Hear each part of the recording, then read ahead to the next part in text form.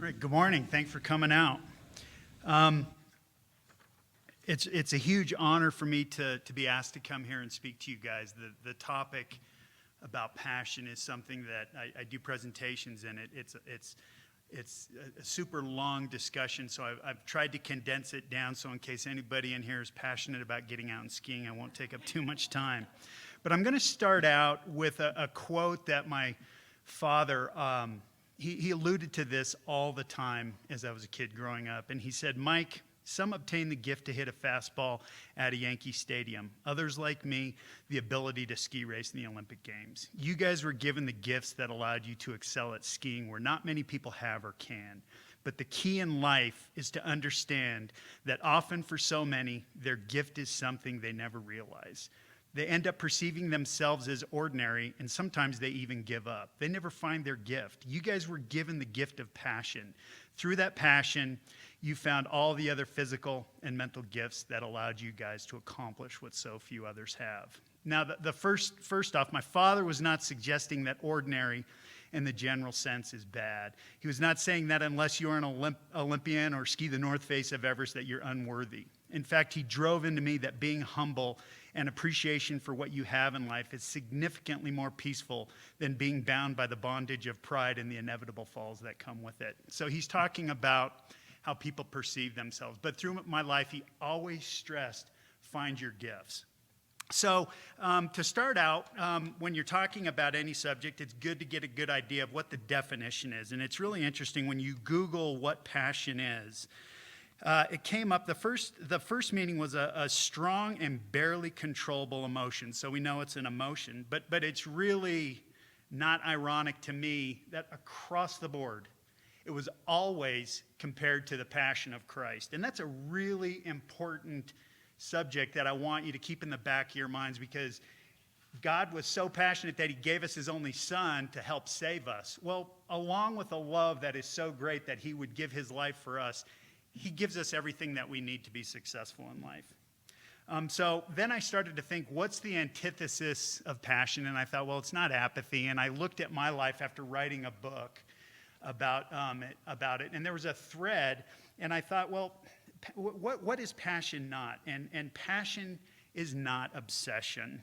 And so I looked up what obsession means. And the definition for obsession, being obsessed is an emotional struggle to get as much out of something as you possibly can to obtain a goal or some kind of personal satisfaction.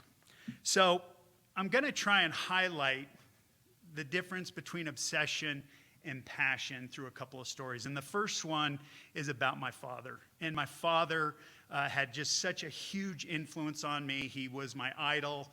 But to go back to his beginning, he grew up in Aspen and he started ski racing. And the 50 World Championships came and he became obsessed with being an Olympian. So by 1956, he actually achieved that goal and he made the Olympic team.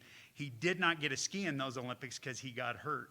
But he developed this passion, this obsession to become an Olympic ski racer. He achieved that. From the moment that he broke his leg, he became obsessed with not just becoming an Olympic skier, but winning a medal. And he obsessed. And the language that he used, he worked his tail off. He sacrificed everything. It was stressful, but he just did the work. And lo and behold, the year before the 1960 Olympics, he was skiing in the top 5 in Europe, and he managed to ski his way onto the Olympic team by winning the GS in the downhill on Aspen Mountain. So he went and he skied in the Olympics. He was profiled in Sports Illustrated. His obsession was growing, and he was going to win that medal. Well, he got to Squaw Valley, and he didn't get close. He failed. And through that failure, over the years, it was so devastating for him that for me as a little kid to listen to my father tell me often my entire ski racing career was a complete waste of talent. That was a shocking thing for a little kid who idolized his dad to understand. And in fact, after his ski racing career, he had a very difficult time even skiing. And the failure was so great that he failed to comprehend the fact that, number one, he was an Olympian. Number two, he was in the top 20 in the actual Olympics with 2 falls, that he was a world-class athlete. He developed a chip on his shoulder, and he became very negative. And then one day it happened. He had given up skiing pretty much, and he came home. He was a coach, and he was a traveling salesman, and he saw my mom with my brother and I were 4 years old and 2 other toddlers, and my mom was just pulling her hair out. She was a single parent while he was on the road, and he dusted his skis off and he said, I got to get these kids out of here. I got to give mom a break. So he took us skiing, and he enjoyed it. And so the point that I'm trying to make is that for the first time in his career, and he would admit this, his motivation to ski became something other than himself. It was to help somebody else out. From there, his passion started to grow about skiing. It started with taking the kids out. Then by the time I was 12 years old, he told my brothers and I, load your skis up into the car. It was July 4th. We're going skiing. Well, this was as foreign as anything to us. We hadn't skied since April. He took us up to Independence Pass, and that's where the roots of my passion started, because it was very exciting to be up there. But more importantly, I saw how much joy it brought to Dad, to the point that later in his life, I was on a ski lift with him, and he said, Mikey, my passion to ski is so strong. He said, I just wish that I would have had this passion back when I was racing, because I would have won that medal. So that is a kind of a micro version of my dad's transformation from being obsessed to really, truly being passionate. And he spread that passion to my brothers and I by taking us out that day. So now on to my career. That was kind of the start of my career on Independence Pass. And from there, Dad took us out during the season, and he took us up to Montezuma. And by the time we were 16, we fixed up these old Willys Jeeps, and there was no stopping us. From the day the lifts closed, we were out in the mountains. We were climbing and skiing. We'd get to the top of one peak and see another peak, and we would go the next weekend to get that. And that led to climbing and skiing in the Pacific Northwest. And then we dreamed that we would go to Alaska, and we spent several years up there developing our skills on the Beasley Peaks in Alaska. We got a little taste of altitude on Denali and decided that we wanted to go and explore the 6,000 meter peaks in South America. So we went there. We found out we were pretty good at altitude. That led in 1997 to an expedition to Broad Peak. It was a huge monumental step in our careers, so we decided not to bring the skis, but we found out that when we got above 25,000 feet, we also excelled there. We realized that we were thriving when people around us were really struggling. But we also learned another thing. We learned on that peak that we had the ability to climb and ski the highest peaks in the world, and we vowed that we would never go to another peak without our skis.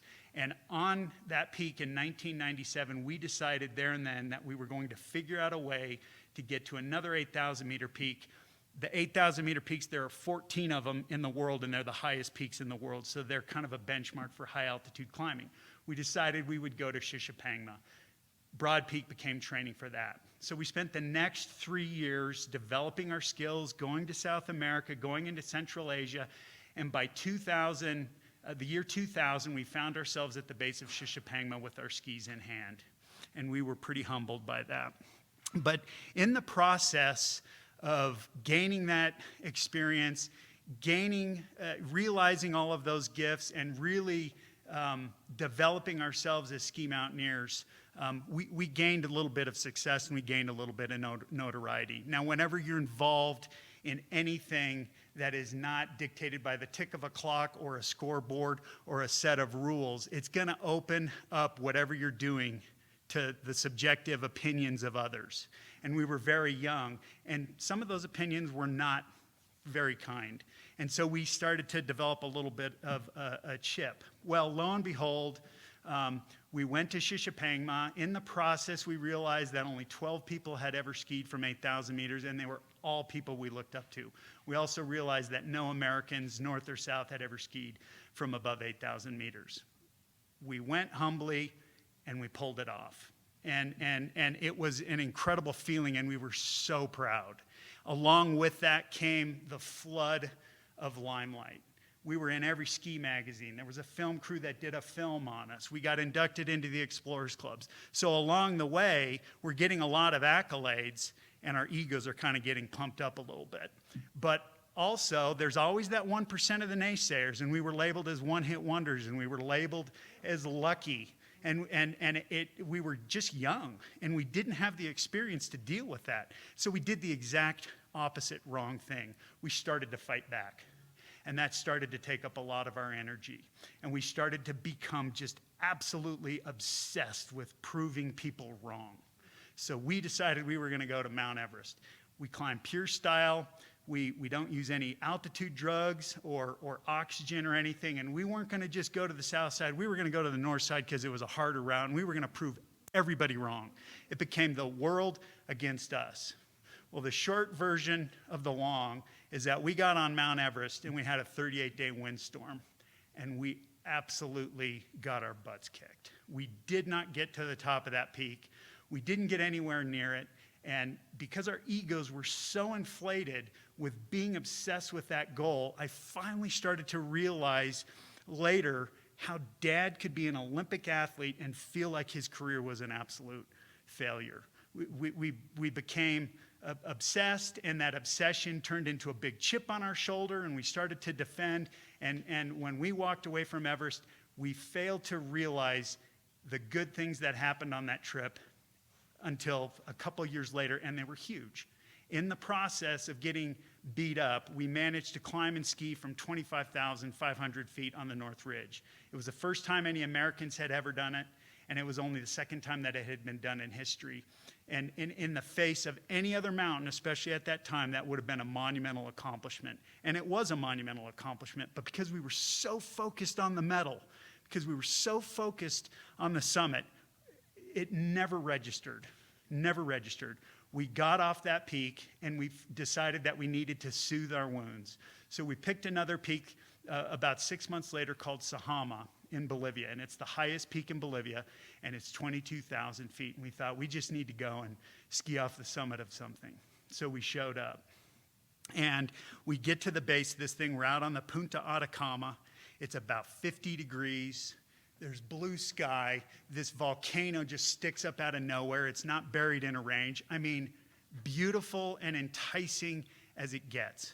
And then as I put the pack straps on, I wanted to be anyplace else. I didn't have it in me to climb and ski that peak. I was so tired from fighting the mental battle of my ego that I just didn't want to be there, despite how amazing it was. To make matters worse, Steve and Jim, my partners, twisted my arm. We did the day hike into the route. To make matters worse, we get to the route, and we're looking at 1,500 feet of 45 to 50 degree water ice. It wasn't even glacier ice, which is easy to climb. It was just pure water ice from runoff. And I sat there, and I looked at that, and I thought, I can't do this. That is going to be so difficult. That is going to be so dangerous. But on top of that, there was no snow. I didn't see any ability to have any kind of skiing. So I just said, guys, I'm done. And I started to walk away. And Steve and Jim just sat there, putting their gear on, getting ready to climb. Didn't say a word. I'm seething that they're not trying to twist my arm. I walk a quarter of a mile, and I see these two dots climbing up this steep face, and I'm just beside myself. I continue to walk. I look back, they're a little bit higher. And then it happened. I had this moment where I thought, oh my God, what if one of those guys goes up there and gets hurt or, God forbid, even killed because I wasn't there to prevent it? I turned around, went back to that route, geared up, and I started climbing. And a funny thing started to happen to me. I looked at the blue sky. I remember it as if it were yesterday. It's just beautiful. I enjoyed the climbing. I didn't care that there was no snow. I didn't care what anybody thought. For the first time in about a decade, my motivation to climb that peak was based on something other than myself, and it worked. It fueled me. I climbed so fast that I caught up to those guys. We set up a camp on this really beautiful ridge that just fell away thousands of feet. The next day we got up, and on top of that, as I climbed higher, the snow appeared. The ice disappeared and turned into snow. I knew I was going to get a ski. We climbed up that peak. We skied down that peak. And it was the first time that an American had ever skied that peak, and only the second time anybody had ever skied that peak, but it just didn't matter.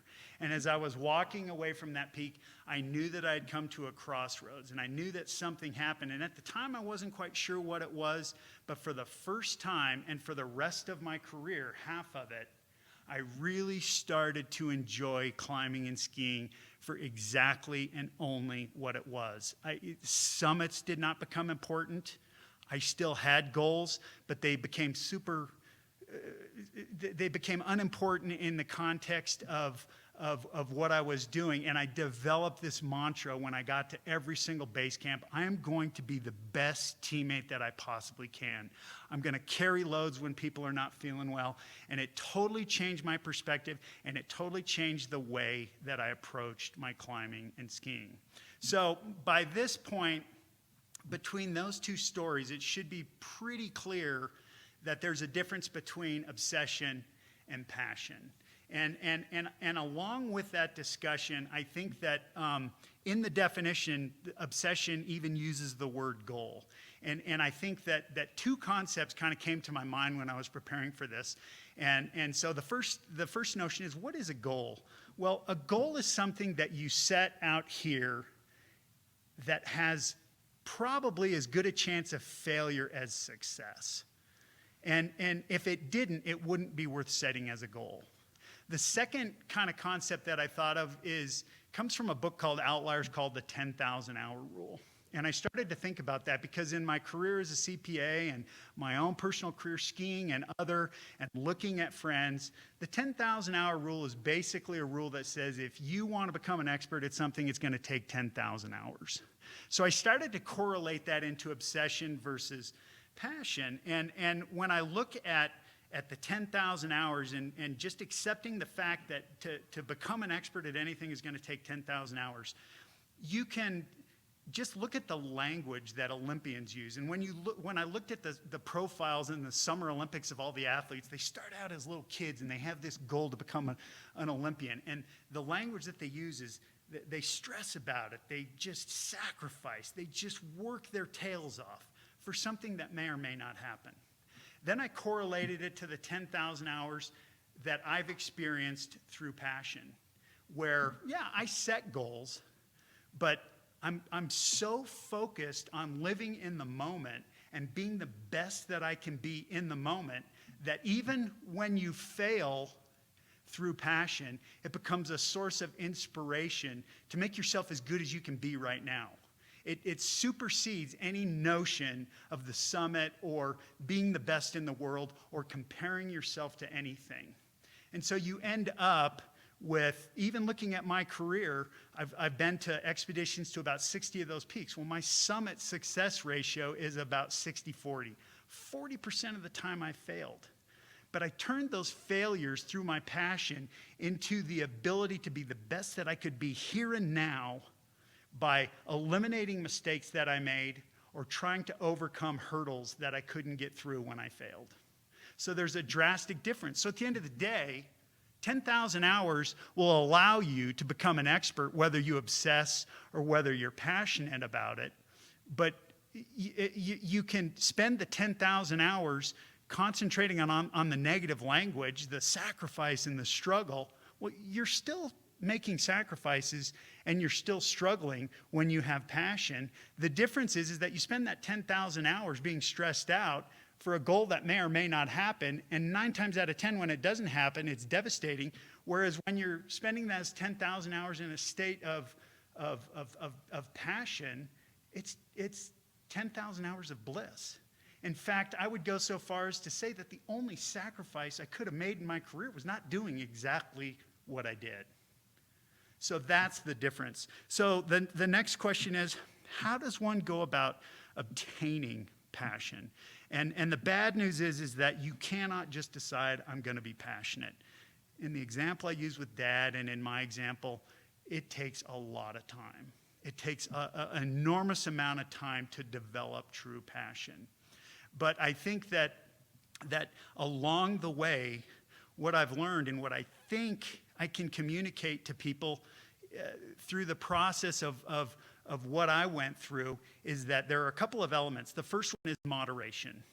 And moderation is a tool that allows you to be at the base of a peak and decide, I'm not going to climb, and then let the natural course of events just take their course. It's moderation. Dad decided that he didn't want to ski anymore. He was moderating, and it opened up his world to understand that there were other people around him, that he could do nice things for other people, and that he could benefit from that. So you got to moderate. The other two key elements are gratitude and humility. And I'll start with humility first. When you look at the reading today, everything is possible and only possible through what our Creator has given us. And our Creator created every single person on this planet in mind. It didn't just happen. He created us, and he created us with a purpose. He also gave us a free will. So we can choose to find what our purpose is, and it gets back to the searching, or we can choose to not find our purpose. That takes an enormous amount of humility to understand and to accept. I mean, in all of creation, we exist and we have a purpose. And I believe just from the definition of the passion, Jesus not only loved us enough to give his life up for us, he's given us all the tools. He's given us all the tools to be successful, to accomplish the mission that he wants us to accomplish. So it entails humility to understand that and to really believe it. And it takes gratitude. And it takes gratitude for everything in your life. I tell people, start to have a feeling of gratitude. Develop gratitude for the mundane. Because if you can develop gratitude for the mundane, something as simple as being able to go to your faucet and drink a purified glass of water. If you can learn pure gratitude for all of the mundane things in your life, when those gifts that he gave you to accomplish your mission show up, there's going to be contrast. You're not going to overlook them. You're going to look at them and you're going to realize that, oh my God, I can climb at altitude. That is a gift. And you're gonna be able to seek, my dad said you need to seek the gifts. People need to really pursue the gifts that God has given us. And it's not easy. And it takes a long time, but you have to constantly be humble enough to accept the fact that you've been given the gifts and then to go and seek them. And so that leads to the final point. Why is this important? And why would a guy that has spent his life climbing and skiing mountains have any ability to share his experience? In fact, Lionel Terry wrote a book on mountaineering in general, and it was called Conquistadors of the Useless. On the surface, climbing and skiing is pretty selfish, and it's pretty useless. But by finding my passion through that, there's a very practical benefit that came from it. And my passion made me want to share my experiences with people that didn't find the gifts to climb and ski, or they just weren't there for them, to live vicariously. So at one end of the spectrum, maybe it's just an enjoyment of an evening out watching a film. On the other end, and I can't take credit for this because I never intended it, those films have raised hundreds of thousands of dollars for everything from MS to the earthquake victims in Nepal, to drunk drivers, to cancer, on and on and on. Hundreds of thousands of dollars. Because it's a medium that people want to see, they're willing to pay, and it allows me to offer that to people to do benefits to raise a lot of money. But on a more spiritual level, the reason why it is so critical to look for your gifts and to try and develop that passion is bluntly because God gives us the gifts. He's given us a mission. And by finding those gifts, bringing them all together to accomplish whatever your goal is, it is a direct manifestation and reflection of how much God loves us. And a couple years ago, I was 55, and I decided that I wanted to go climbing and skiing someplace that I'd never heard of, and I found this little 40-mile range in Peru outside of Cusco called the Villicanote. And I could find nobody that had ever climbed there, could find nobody that had ever skied there, and I literally found it on Google Map. I just found a white dot. And so I decided that, hey, Steve and Jim, let's go and check this out. So we went. And we decided that we would start at one end of the range and just hike the range. We knew that there were a handful of 6,000-meter peaks, 20,000-foot peaks, and a whole bunch of 5,000-meter peaks. And we decided we would just hike, and just if something came up that we wanted to ski, we would stop and ski it. Well, halfway through the trek, we came across this magnificent peak called Chumpe, 20,000 feet rising out of the glacier, stunningly beautiful. It just screamed, climb and ski me. So we set up camp, and we skinned up the rolling glacier up to this steep 50-degree head wall to the summit, and we climbed to the top, and it had all the elements. It had the excitement, it had the danger, it had the powder, and we got to the top, we skied down this face, and we skied this rolling powder, a foot of powder, all the way back to base camp. And the next day I was walking away from camp, and I stopped to turn around to take a picture of this peak. So I snapped the picture, and I was flooded with this emotion. I mean, I literally teared up, and it was just like, oh my God, you must love me so much to give me the opportunity not just to look at this thing, but to have the skill and the ability to go and touch it and to climb it and to ski it. And so that was a really moving moment for me that really started to, the older you get, the more the passion comes together, and the more passionate you get. And it reminded me of a quote from Jim, my climbing partner, Jim Guile, who ended one of my films, Beyond Skiing Everest.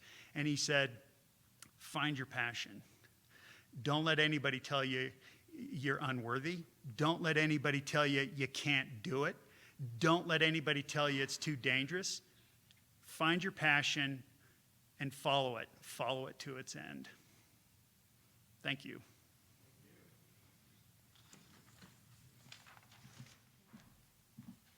Thank you again, Karen. Now we have a little bit of extra time, and we thought we would open the conversation up to ask some questions of Mike, and he's happy to answer them for us, I think. So I guess my first question would be, you've written a book, and could you tell us the name? Yeah, I wrote a book called Natural Progression, and it's really just a profile of my career, literally starting at age 12.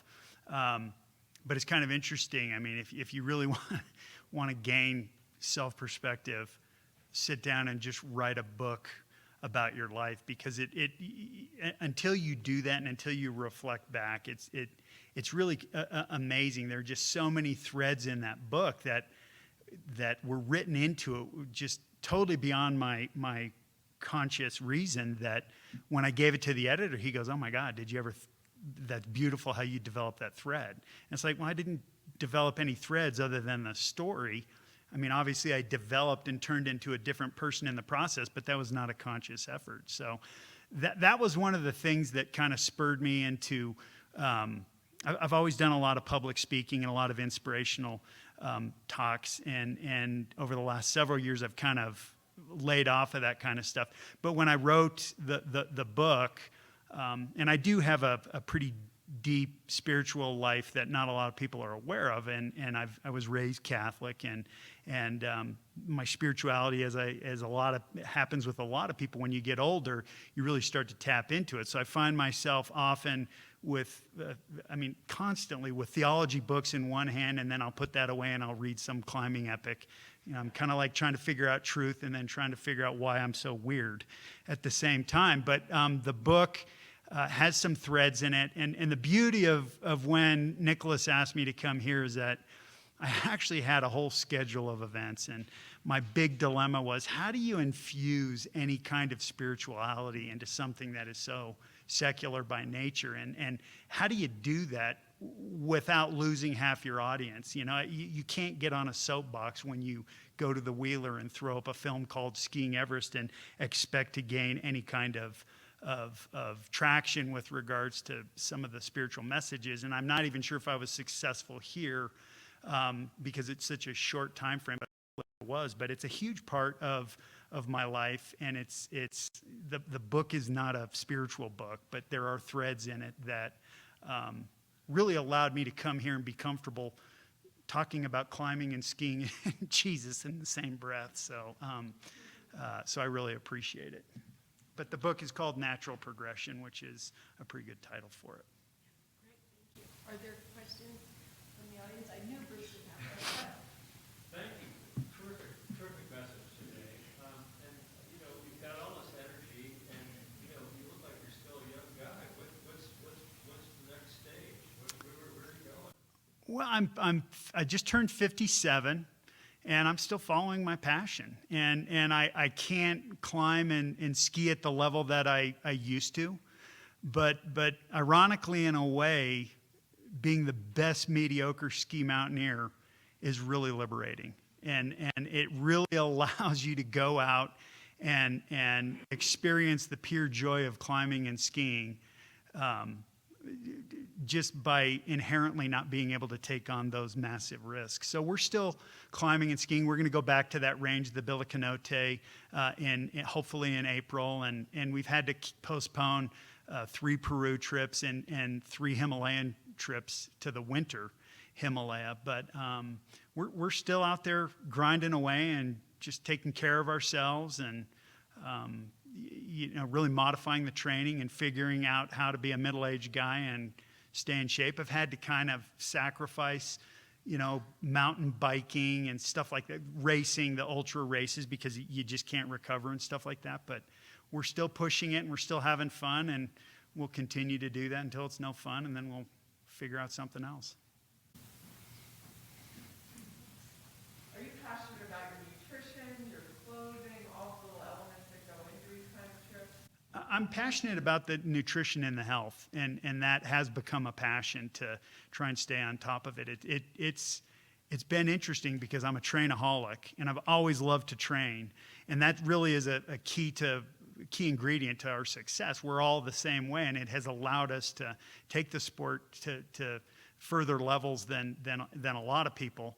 But as I've gotten into middle age, you can't train the way you did when you were 35 or even 45. So it's become really fun to try and figure out how to deal with that. Nutrition is a part of that. The gear, I have 1 pair of skis for the mountain, 1 pair of AT skis, and enough gear to go on an expedition. And it's all very old, but I'm just not a gear junkie at all. If it works, I use it till it's threadbare, and then I throw it away and get something else. So I'm not too passionate about the gear. I mean, I'm not an idiot. I mean, when I'm hanging off of a rope, I want to make sure it's a good rope that I didn't use to tow, my wife out of the snowbank with the Jeep. But it's just gear is gear.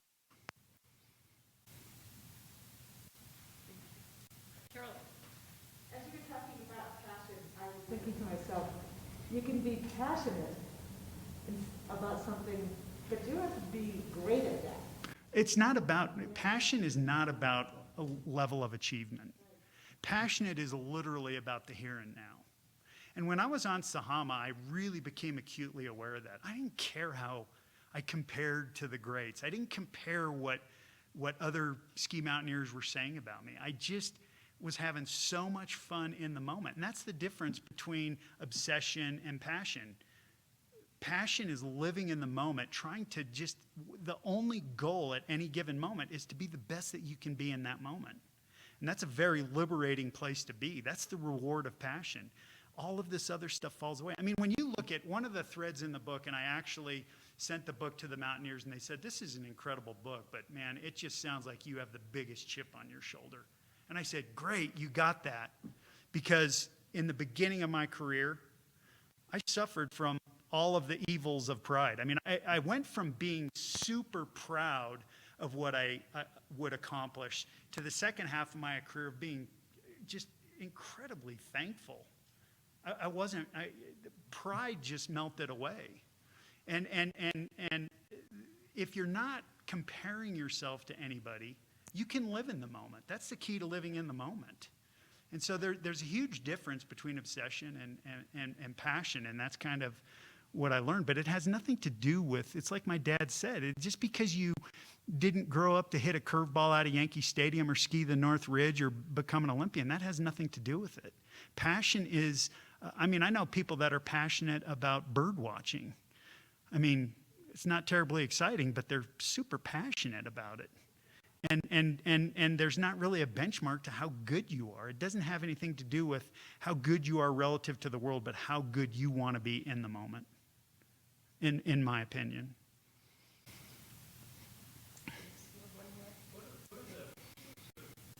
It's trite. We go to high school, college graduation, I got some speaker who says, oh, follow your bliss. What are the pros and cons of that? And if you had an opportunity to tell people how to sort of find your passion, what would you say to high school kids or college?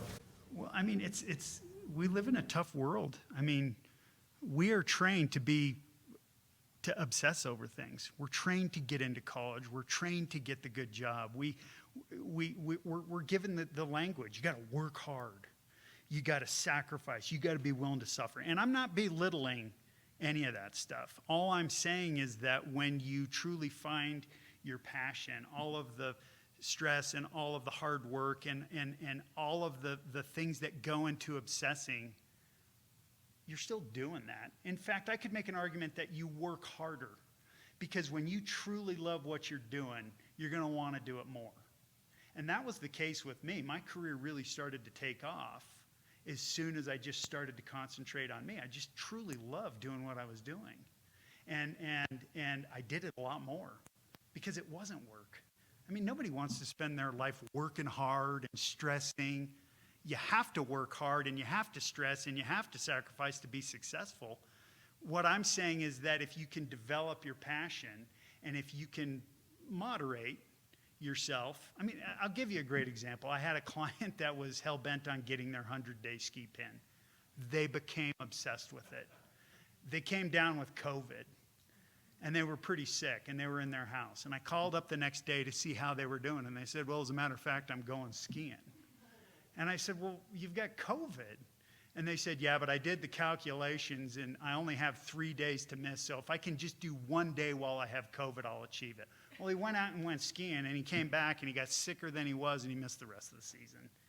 So you have to learn how to moderate, and you have to learn how to step back, and you have to learn how to keep things in perspective. The difference between when I was obsessed with skiing, it was the only thing that mattered. I didn't care about anything except my climbing and my skiing. As soon as I became passionate about it, it was like, oh, okay, you're sick. I'm not going to go today. I didn't have that compulsive need to have to go. I did it on my terms when I wanted to. And so moderation is a really tough thing, and I try to ingrain that into my kids. It's like, moderate. Too much of anything is bad. It's okay to not do it.